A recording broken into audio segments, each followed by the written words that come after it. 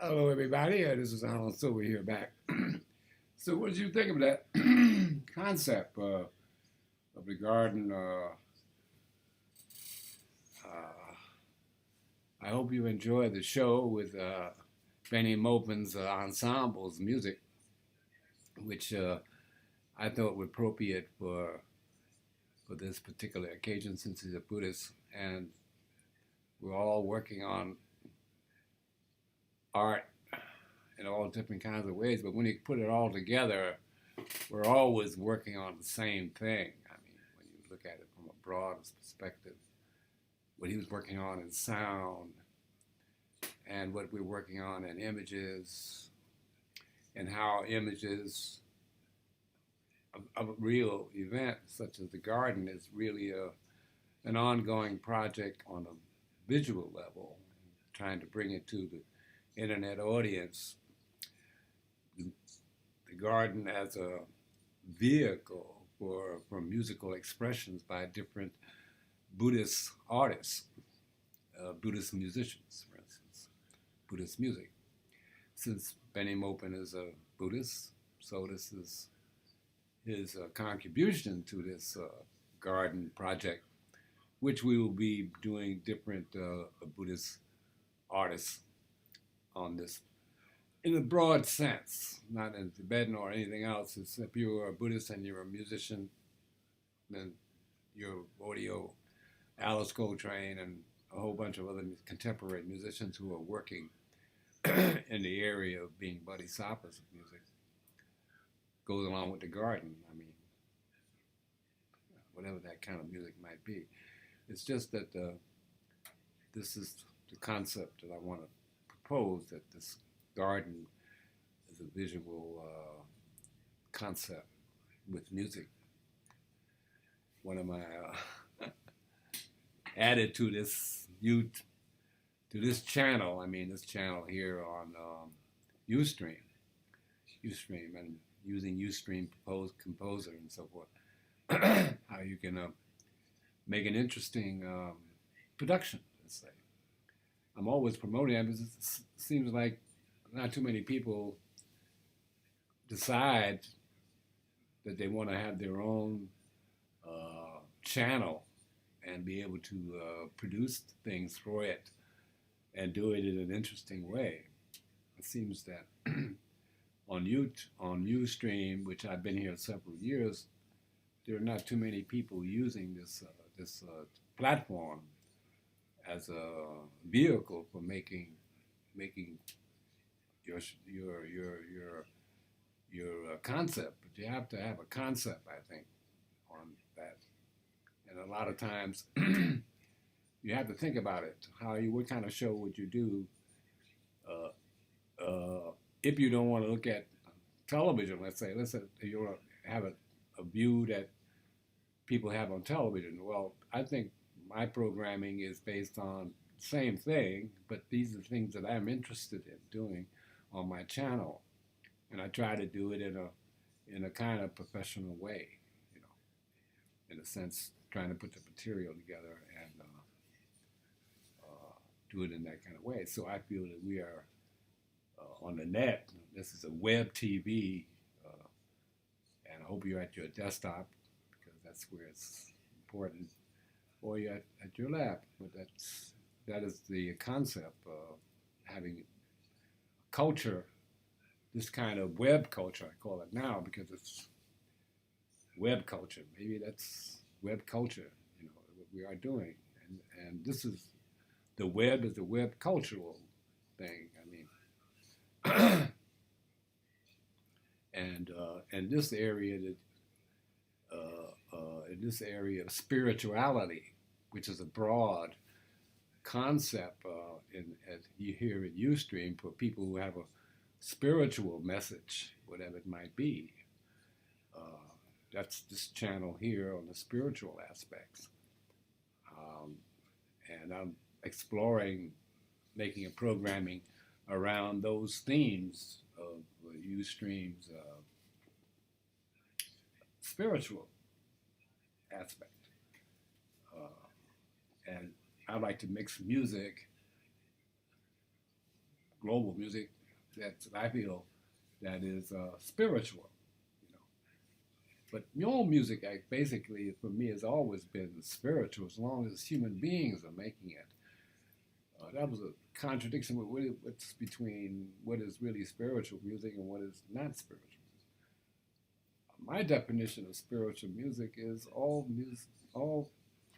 musicians playing their instrument have a spirit, and that's so I'm interested in how spirituality unfolds in improvised music, which is how it manifests itself. And I always thought that that spirituality was the basis of this instrumental music in the United States and in America. When you call yourself an American artist, I would think that that's the broad perspective of spirituality, which we have freedom of religion. So religion, music could be a religion, you understand? Art can be a religion in the United States from definition. You know? So all these things that we kind of think, it's like not really relative to the United States because the Constitution of the United States is broad. Didn't define religion. It just said freedom of religion. I mean, like freedom of speech. So everybody took that for the point of view that's America. And that some people have a confusing idea that, you know, America is anti-religion. It's basically a country where it's created. We were interested in new types of religion, basically.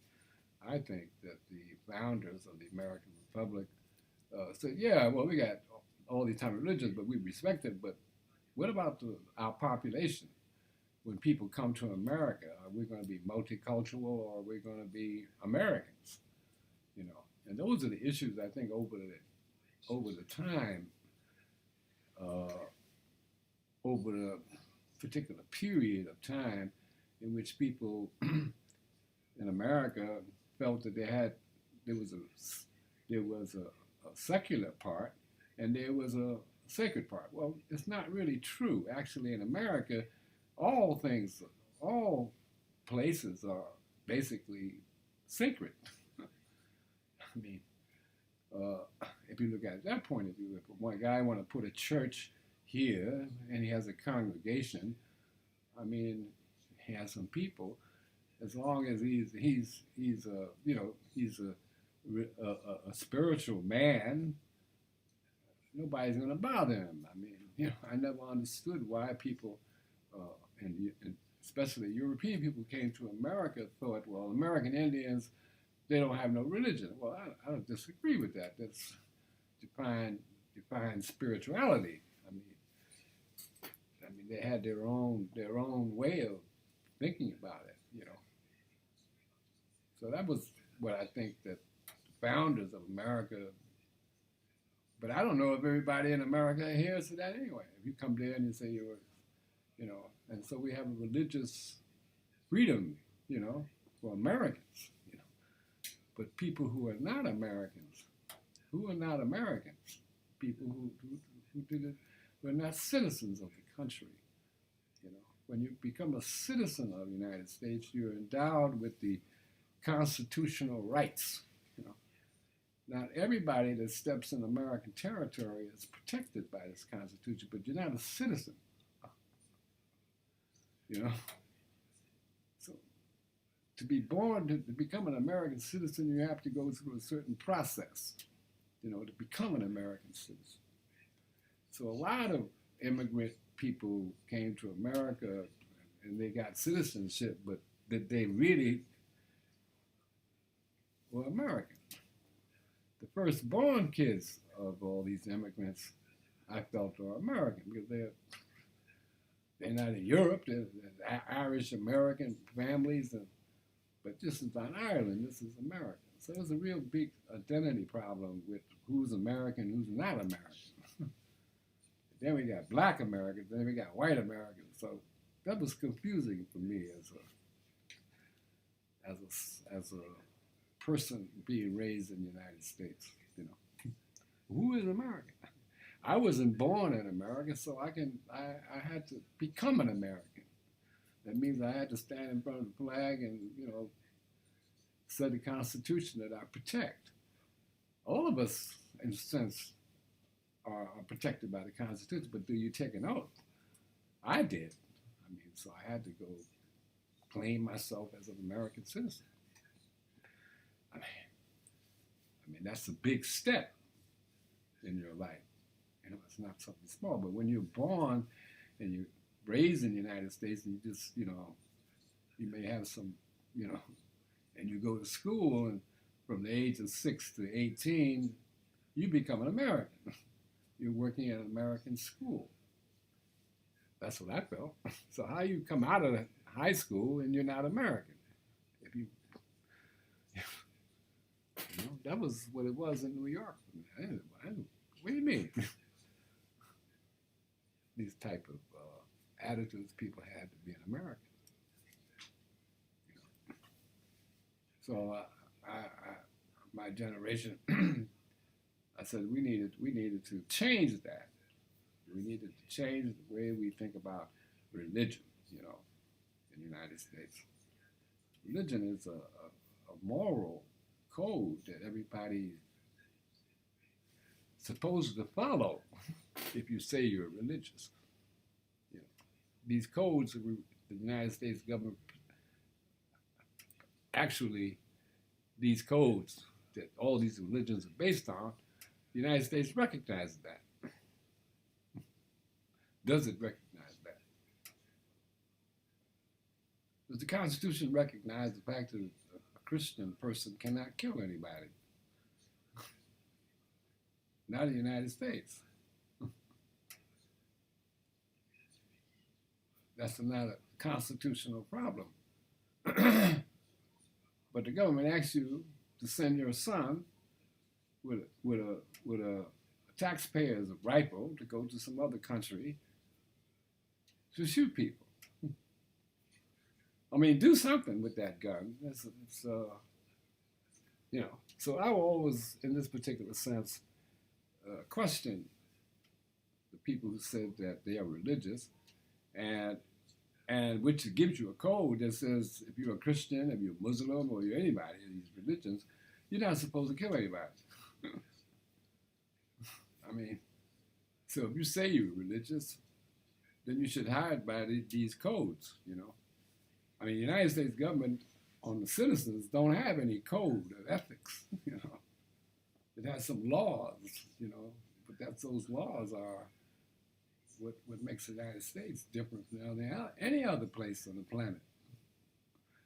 A lot of people say, oh, it's not true. I mean, democracy and the way America conceptualized it, the way we handle it as a people, the way we project it out to the world is only place on the planet. To a certain degree, that's right. We have a profound democratic constitution, which means all people are created equal, in front of the law. In society, you're created equal too. You take that and you treat your fellow Americans as equality. That's what the Constitution says. Why the Europeans come to make people think that, black people are better than white people. That's what happened in the United States when I arrived. What's the difference? Separate but equal? No, it wasn't separate but equal. Most white people thought that black people were inferior to them. They laid it out. But these people are Americans. These people are born in the country, maybe have their ancestors born in the country. How can they be inferior at all? They're more American than the first generation immigrant families. So separate but equal was destroyed the very fabric of the social view of the world. That everybody's created equal. So everybody goes out and tries to do their fucking best. I understand that. Y'all religious, so all those things you do. If not, you can do it, or not? That's the conflict we have today in the religious world. What do you mean? If you're Jewish, you can't kill people, man. It's simply that. You're a Christian, you just can't do that. If you're Muslim, you can't do that. If you're Hindu, you can't do that. If you're a Buddhist, you can't do that. So the government has to respect the religious people. But if the public is hairy about this, what they want to do. So America would always have to maintain a neutrality because we didn't interest ourselves in conquering other people. We don't need an army to go around the world telling how great we are. That's not what we're talking about. We're great because this little area we're living in, it's that. Everybody else is living in their own dimension, you know. I mean, so my world is democracy, wherever I am, but I can't practice democracy in every country. No, that's revolutionary. I don't practice that here.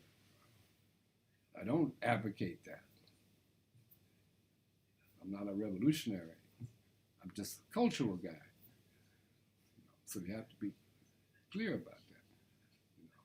So, but with the internet now, the great capacity of our technological Americans gave you the internet, which is what? You can broadcast yourself, but your own country may not agree with that. Russia, for instance. You want your citizens to, talk what the fuck they have to say or what? No. You've all been trained not how to broadcast your real feelings about anything because basically that's my contention. But you're not democratic, whoever say you are. Democracy means, what it means. So these issues of freedom of religion in the United States has always been. But my religion is art and music. I mean, so spirituality. So I'm protected under those things. I can make any kind of painting I want, any kind of art I want in America. Soviet Union told some artists what to paint. Some governments told artists what to do. You need to do that. Well, I do. You could have that. That's great. Go to government school. You're paid. Look, basically, it's this way. In the United States, we provide you with some education from 6 to 18. After that, that's professional. If you want to, go to college or you want to learn a profession, that's on your own, That's what the taxpayers of America pay from your 6 to 18. After that, you take care of that yourself, So people say over here in France, you got education all the way for hold on. We don't. We don't. Why is that? Because that part is professional. We don't interfere with the professional people. You understand? That's lawyers, doctors, all these people are professional. That's schools that you go to learn a profession. Your continuing of your knowledge, that's up to you. You want to improve your knowledge, you improve your skills, that's up to you. I mean, you got to make these choices. But, we have some jobs in the government, but government jobs are civil servant jobs. They're not career jobs. I mean, it's the service of the people. Be a politician is not really a job. It's a representational one. Why should it be a job? I'm a musician in Kenosha. I'm making my living on trying to convince people to like my work. That's the only thing you can do. But that's what I can say about that. I think I'm going to have to stop this this program in a minute with my with a closing, I guess. Let's see. So we got Sun Ra.